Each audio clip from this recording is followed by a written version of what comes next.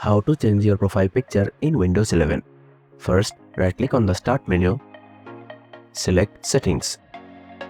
In the Settings app, click on Accounts from the left-hand menu. This is where you can manage all your account-related settings, including your profile picture. Under your Info section, you'll see your current profile picture. Click on Browse Files to upload a new photo from your computer. Select the image you want to use,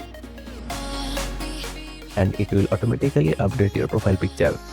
You can also click on Camera to take a new photo if your device has a webcam. Once you have saved your changes, your new profile picture will appear on the login screen, Start menu, and anywhere else your account is displayed. If you're using a Microsoft account, you can also change your profile picture online. Go to the Microsoft account website, sign in, and update your photo here.